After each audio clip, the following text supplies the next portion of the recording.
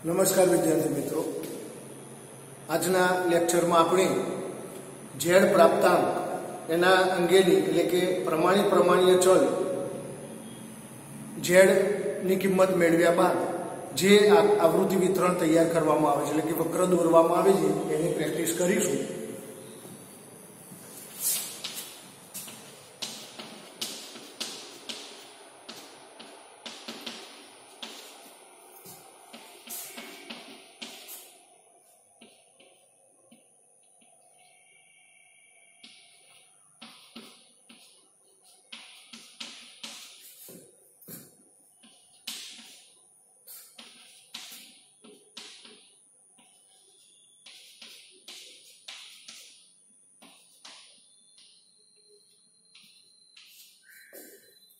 तो अहींया त्रण आकृति सौ पहला आपणे तैयार करीशुं।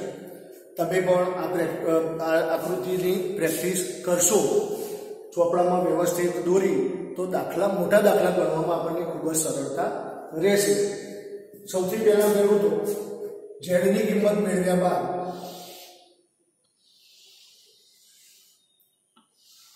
અહીંયા z બરાબર 0 માઈનસ અચળાંકથી प्लस अचळांक। हवे खास ध्यान राखीशुं शिरोलंब रेखानी डाबी बाजू जमणी बाजूनुं क्षेत्रफळ 0.5 અને 0.5 થાય। कुल क्षेत्रफळ आखा वक्रना प्रदेशनुं 1 થાય। तो अहींया 0 થી प्लस अचळांक 0 થી माइनस अचळांक એટલે બે ભાગ પાડવાના છે। સીધે સીધા આપણે જઈ શકીશું। तो अहींया 0 થી 1.82 જેની કિંમત કેવી છે તો કે ધન આપેલી છે। અહીંયા કોઈ ફૂટપટ્ટી સ્કેલ થી માપ કોઈ લેવાની જરૂર નથી। ધન કિંમત હોય તો આ બાજુ, ઋણ હોય તો આ બાજુ એનું સ્થાન આપીશું। તો z1 બરાબર 1.82। તો આપણે આ પ્રદેશનું ક્ષેત્રફળ શોધવું છે। તો કોષ્ટકમાં હવે જોઈશું z બરાબર 0 થી 1.82 વચ્ચેનું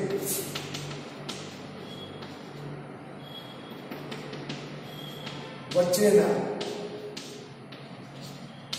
प्रदेशનું ક્ષેત્રફળ બરાબર।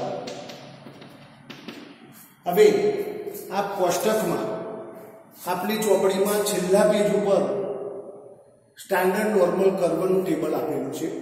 એમાં પહેલો જે સ્તંભ આપેલો છે એ ઝેડ કિંમત માટેનો છે અને આનું આપણે આમ જે છે એનું માપ આપેલું છે લોગ ટેબલની જેમ જોવાનું છે। 1.8 નું 0.02 માં જોઈશું। અહીંયા 1.8 અને 2 तो दरेकનું સ્થાન જુઓ। 1.8 નું સ્થાન 0.02 માં આપણે જોઈશું આ બરોબર। તો 1.8 નું અહીંયા 0.02 આપેલા હોય એ કોલમમાં આપણે જોવાનું છે। તો 1.8 એનું 0.02 એટલે અહીંયા આવશે 46.56। હવે દરેકની આગળ દશાંશ મૂકી દેવાનું છે। 46 56।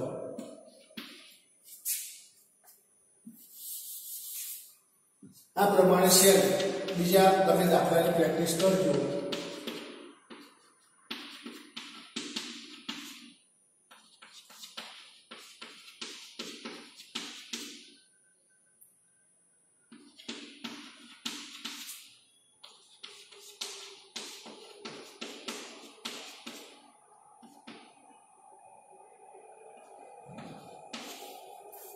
तो आ प्रमाणे 0.8 મૂકવાના। 0.8 નું 0 માં જોઈશું। 2.9 નું 0.02 માં જોવાનું। 1.4 નું 0.05 માં જોવાનું અને જે જવાબ આવે એમાં દશાંશ લખી આપણે કિંમત। તો આ પ્રમાણે આ દાખલાની પ્રેક્ટિસ કરશો। હવે ઋણ કિંમત આપેલી હોય તો z બરાબર 0 થી અહીંયા માઈનસ અચળાંક આ પ્લસ અચળાંક। હવે z ની કિંમત કેવી છે તો કે ઋણ।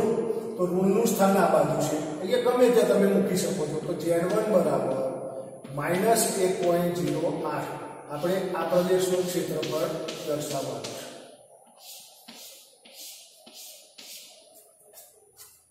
તો લખીશું કઈ રીતે તો z બરાબર 0 થી હવે ખાસ ધ્યાન રાખીશું કે ઋણ કિંમત આપી હોય તો ઋણનું આપણે ધનમાં રૂપાંતર કરી દેવાનું। કારણ કે z ની ઋણ કિંમતનું સ્થાન જ નથી અહીંયા, એટલે ધન કિંમત આપણે કરી એટલે 1.08 માં જોઈશું. તો z બરાબર 1.08 વચ્ચેના પ્રદેશનું ક્ષેત્રફળ બરાબર 1.0 નું 0.08 માં જોઈશું એટલે 1.0 તો 1.0 એનું 0.08 માં જોઈશું એટલે 3599 0.3599 તો આ ક્ષેત્રફળ થયું 3599 46 56. ચલો એ જ પ્રમાણે -1.82 થી 2.04 વચ્ચેનું ક્ષેત્રફળ શોધવાનું છે. તો એક ઋણ કિંમત અહીંયા ધન કિંમત એટલે કે z1 અહીંયા z2 જ્યારે બે કિંમત આપી હોય એટલે 1 ને 2 લઈશું માઈનસ અચળાંક પ્લસ અચળાંક આપણે આ બે ભાગ પાડ્યા ઋણ અને ધન બાજુનો આ કુલ ક્ષેત્રફળ શોધવું છે z1 બરાબર -1.82 થી 2.04 વચ્ચેનું ક્ષેત્રફળ શોધવાનું છે. હવે વિદ્યાર્થી મિત્રો અહીંયા ડાયરેક્ટ તમે આ શોધી ના શકો તો એના માટે આપણે શું કરીશું તો બે ભાગ પાડવા પડે. તો અહીંયા આ રીતે લખીશું p -1.82 થી z 2.04 બરાબર. હવે આખું શોધવા માટે શું કરવું પડે તો કે અહીંયાથી અહીંયાનું અને 0 થી z2 વચ્ચેનું તો બે ભાગ પાડીશું p -1.82 થી z0 પ્લસ p 0 થી z 2.04.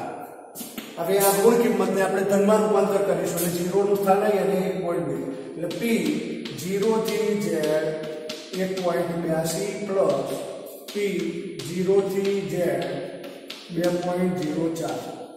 હવે 1.8 નું 2 માં અને 2.0 નું 4 માં જોઈશું તો 1.8 નું 0.02 માં 46 56 પ્લસ 2.0 એનું 4 માં જોઈશું 47 93 બરાબર 6 3 9 9 5 14 9 અને તો કુલ ક્ષેત્રફળ આ થયું 9449. તો વિદ્યાર્થી મિત્રો આ બીજા સેલ્ફ પ્રેક્ટિસ માટે આના રીતના તો p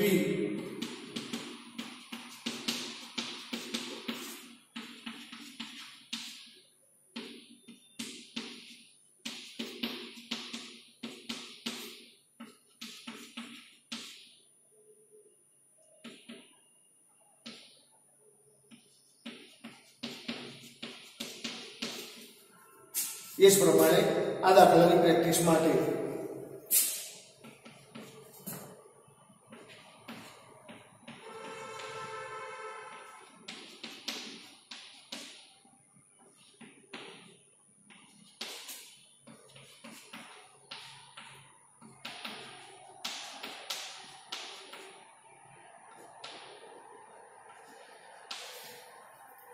આ રીતે એક્સ્ટ્રા દાખલા તમે આ પ્રમાણે પ્રેક્ટિસ કરશો. ત્યારબાદ નેક્સ્ટ આપણે પ્રેક્ટિસ કરીશું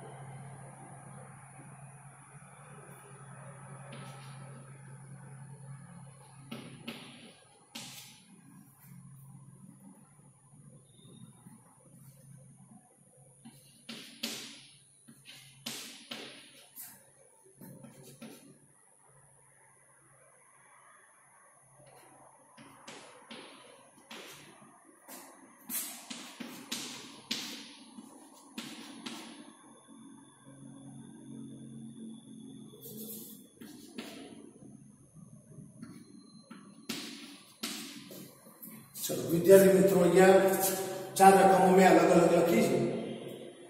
સૌથી પહેલા તો z ની કિંમત કેવી, તો કે 1.45 થી નાની દોરીશું આપણે। તો z બરાબર 0 માઈનસ અચળાંકથી પ્લસ અચળાંક। હવે z ની કિંમત કેવી આપેલી છે, તો ધન આપેલી છે, તો અહીંયા આપણે z1 નું સ્થાન ધન બાજુ 1.45। હવે 1.45 થી z ની કિંમત આ બાજુ નાની છે, એટલે આ બાજુનો આખો પ્રદેશ આવશે અને આ બાજુનો પ્રદેશ આવશે। तो क्षेत्रफल कई रीते शोधीशुं, तो माइनस अचळांक थी 0 प्लस 0 थी 1.45। तो p माइनस अचळांक थी z 0 प्लस p 0 थी z 1.45। હવે આને ધનમાં રૂપાંતર કરીશું। p 0 થી z અચળાંક પ્લસ p 0 થી z 1.45 બરાબર આ બાજુનું ક્ષેત્રફળ કેટલું થશે, તો કે 0.5 પ્લસ 1.4 નું 5 માં જોઈશું, તો 1.4 એનું 5 માં જોઈએ એટલે 0.4265 આ બેનો સરવાળો કરીશું 9265। તો આ ક્ષેત્રફળ થશે 9265। चलो आज प्रमाणे હવે माइनस 2.82 થી z ની કિંમત મોટી એટલે અહીંથી આ બાજુનો આખો પ્રદેશ આવશે, તો આનાથી વિરુદ્ધ આકૃતિ થશે। તો આપ આપણા ચોપડામાં લખતા રહેજો।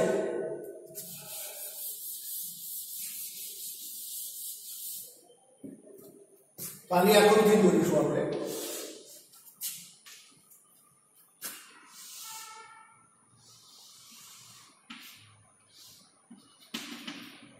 माइनस अचळांक थी प्लस अचळांक। હવે z ની કિંમત કેવી આપેલી છે કે ઋણ, તો ઋણ એટલે અહીંયા આવશે z1 બરાબર -2.82। તો ત્યાંથી z ની કિંમત મોટી એટલે આ બાજુનો આખો પ્રદેશ એટલે આ ભાગ પ્લસ આપણો આખો પ્રદેશ આવશે। તો -2.82 થી 0 અને 0 થી અચળાંક, તો આ રીતે લખીશું p -2.82 થી z 0 પ્લસ p 0 થી z અચળાંક। હવે આ ઋણ છે તો આપણે ધનમાં રૂપાંતર કરીશું બરાબર p 0 થી z 2.82 પ્લસ 0.5।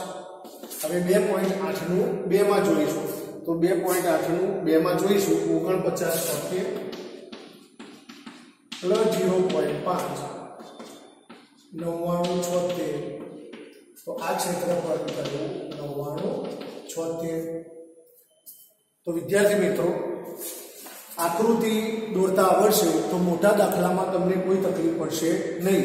આ માટે ખૂબ જ વ્યવસ્થિત પ્રેક્ટિસ કરવાની। આ 4 દાખલા ખાસ સમજવાના, એના એક્સ્ટ્રા હું દાખલા તમને આપીશ। હવે દાખલા નંબર 6 ની ગણતરી કરીશું।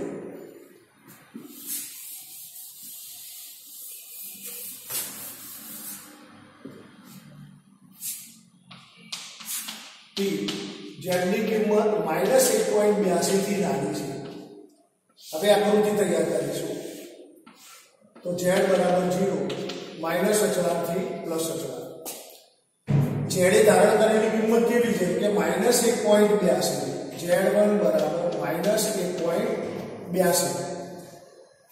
1.82 થી z ની કિંમત નાની એટલે આ બાજુ જઈશું, તો આ પ્રદેશનું ક્ષેત્રફળ આપણે શોધવાનું છે। તો તમારે આ ક્ષેત્રફળ શોધવું હોય તો શું કરવું પડે, તો 0 થી જે અચળાંક એમાં તમારે આ ક્ષેત્રફળ 0 થી 1.82 નું બાદ કરવું પડશે। તો p માઈનસ અચળાંક થી z 0 માઈનસ p -1.82 થી z 0, એટલે કે આખા ક્ષેત્રફળમાંથી આ ક્ષેત્રફળ બાદ કરીશું એટલે આપણને આટલું મળશે। તો હવે ઋણ છે તેને ધનમાં રૂપાંતર કરીશું। 0 થી z અચળાંક માઈનસ p 0 થી z 1.82। આ બાજુનું ક્ષેત્રફળ 0.5 માઈનસ 1.8 નું 2 માં જોઈશું, તો 1.8 નું 2 માં 46 56 बराबर 4 4 3 0 0 तो आ बाजुનું ક્ષેત્રફળ શું 0.0344 આ પ્રમાણે દાખલા નંબર 7 ની ગણતરી કરીશું z ની કિંમત 1.82 કરતા નાની तो सौ पहला आकृति तैयार करीशुं z बराबर 0 माइनस अचळांक प्लस अचळांक हवे z ની કિંમત કેવી છે કે ધન તો z1 बराबर 1.82 એનાથી z ની કિંમત કેવી મોટી આપેલી છે 1.82 થી z મોટા એટલે આ બાજુનો પ્રદેશ આવશે આપણો તો p 0 थी z अचळांक माइनस p 0 थी z 1.82 એનું ક્ષેત્રફળ આપણે શું કરીશું બાદ કરીશું તો 1.8 નું 2 માં આવે જોઈશું તો 0.4656 0.5 માંથી 4656 બાદ કરીશું તો 0.0344